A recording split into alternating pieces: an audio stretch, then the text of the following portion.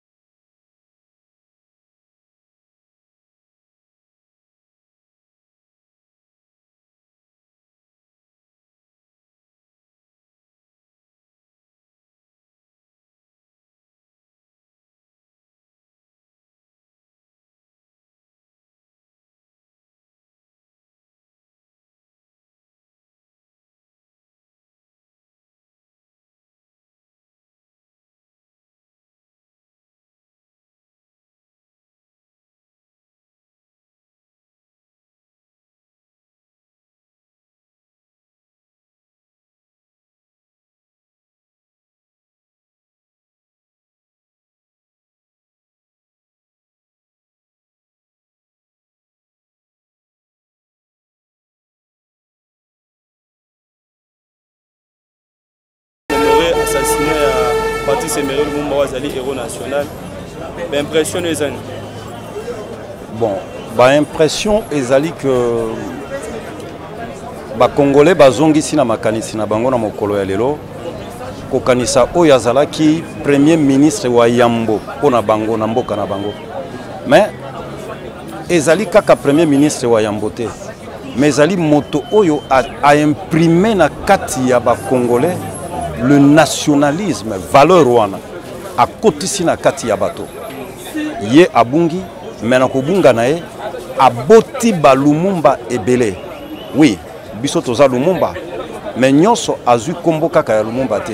Mena bandi moko na moko epai azali azwami azana eteni ya Lumumba na kati na ye. Ezala na kati na biso na arène politique na biso mokolo ya lelo. Tozana 59e année toza commémorer. D'abord ezalaki na biso na libota, Mobutu aye kokotisa yango ekomi national, héros national, et puis na mokolo aleno ndenge landi te tozali. Mais est-ce que nationalisme oyo Patrice Emery atikelaki biso, tope patriotisme poto na ba valeur mibale wana, tope patriotisme lelo na kati ya arène politique na biso? Est-ce que le patriotisme ezui esika na yango ezali ngana kopesa ya note, mais moko na moko epa ezwami ye akokanisa? Est-ce que azako développer le patriotisme na kati na ye? En tout cas, on a trouvé valeur moko ya cohésion nationale, on a trouvé esprit national moko oyo tie na mokolo ya lelo toza ko luka pareil to trouver te. Bien sûr que na 97 tomoni Laurent Désiré Abimi oyo azali kolaka na bato te ye pa kozala un second Lumumba. Asali ke a réveillé flamme wana oyo Patrice Emery Lumumba tikela biso, et aussitôt que abandi ko réveiller flamme wana, voici encore une fois de plus ba ennemi ya révolution baye et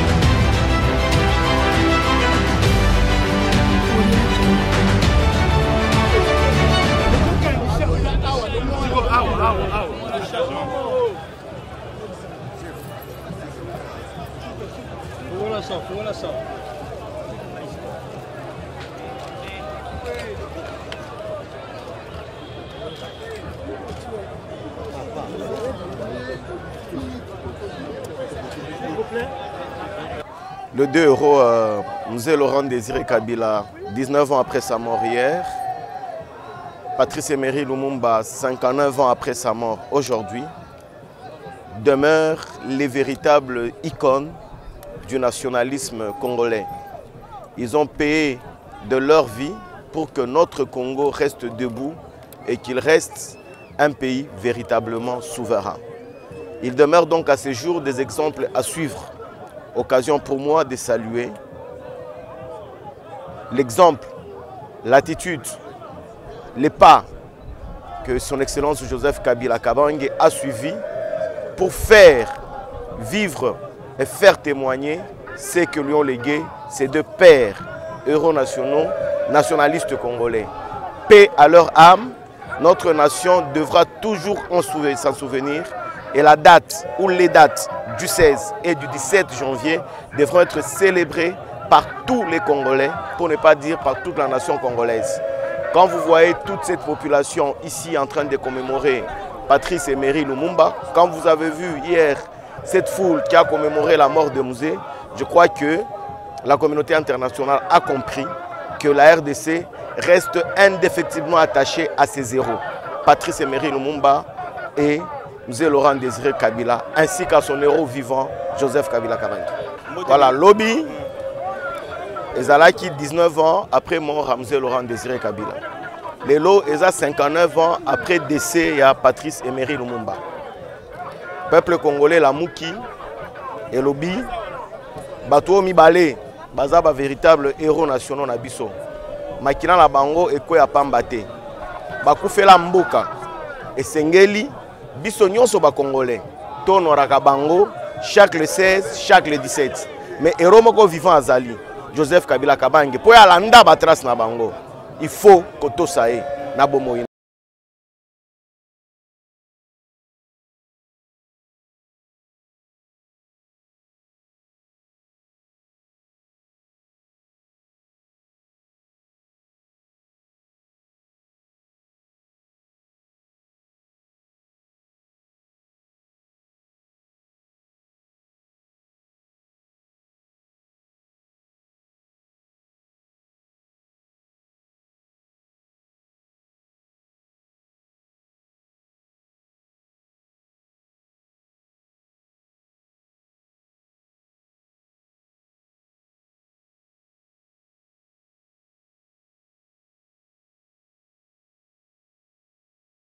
Ce n'est pas un fait du hasard, ce ne sont pas que des faits politiques à apprécier sur le plan politique.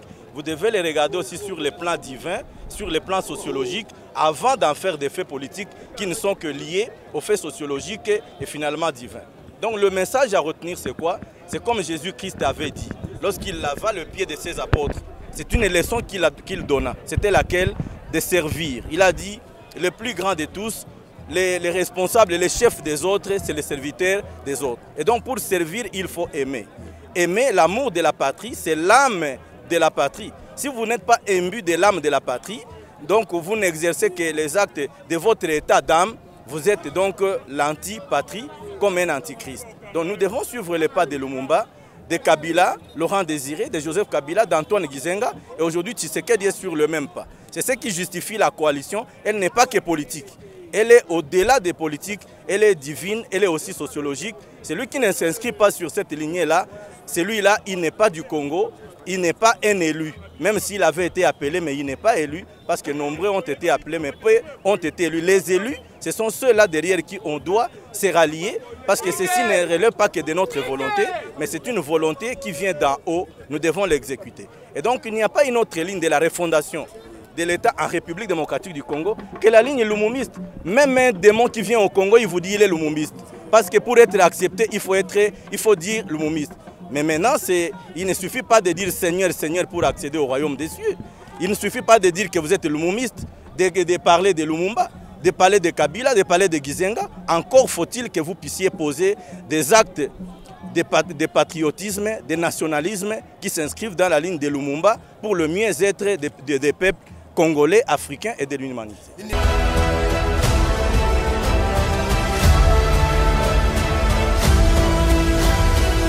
Lumumba, il faut être malhonnête des fois pour dire que vous ne connaissez pas Lumumba et où vous attendez que quelqu'un d'autre puisse venir vous parler de Lumumba. Lumumba, c'est quelqu'un qui est resté et qui restera dans nos cœurs jusqu'à la 4e génération. Lumumba s'est sacrifié. J'étais estomaqué ce matin de suivre un professeur d'université qui parlait du mal de Lumumba. Je sais que nous sommes africains. Quand quelqu'un meurt, on lui pardonne de tout ce péché. On ne peut plus parler du mal de lui. Lumumba n'est pas mort pour sa famille. Lumumba n'est pas mort lâche. Il est mort l'arme à la main parce qu'il insistait pour que son peuple, ses frères et sœurs soient libres. Venir nangai na monument ya Lumumba toza lelo eza que ngai personnellement nazoyeba ke soki lelo Congo ezongi Congo eza grâce ya Lumumba. Soki lelo batu nyonso bazoloba okomona ata bamati ata bakiti bazozongela kaka kombo ya Lumumba. Donc Lumumba souvenir pona ngai eza ke asali kombo oyo ezoloba. Kombo oyo ekotikala koloba. Kombo oyo ekotikala kolimwa te na mitema ti na minoko ya batu. Makambo ya mbula tosi tosololi yango na tozobongama pona kosolola yango na bakonzi po tomeka kosala cérémonie na cérémonie wana ekozala kaka pona Kinshasa te. Cérémonie wana ekokita ti na ba province parce que mbula ezobeta kaka na Kinshasa te. Makambo munene toza na ngwawa ezali ke la terre congolaise crie makila eleki ata boye tozoloba na bino bato bazokufa bandeko na bino bazokufa. Alors tokoki kosala kimia kaka pona Kinshasa te. Kimia tozolukeza ya Congo mobimba. Donc tozozela tosolola na bakonzi ndenge toyokanaki na bango. Vous serez informés parce que bino tokoko bosana biso bino te. Il faut bisika nyonso tozali bino pe bozala po boyebisa bato maye ekoleka.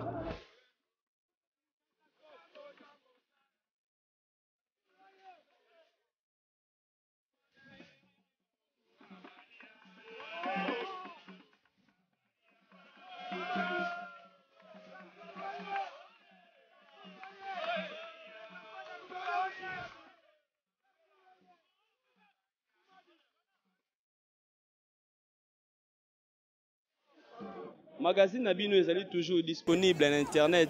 Obeti info plus 243. Rosabi sur à temps réel. Olingi toi qui t'es kozali ba numéro o ezali affiché wana obengi information to roya pour te communiquer interaction ezala entre biso Nabino. Merci Nabino. Ciao.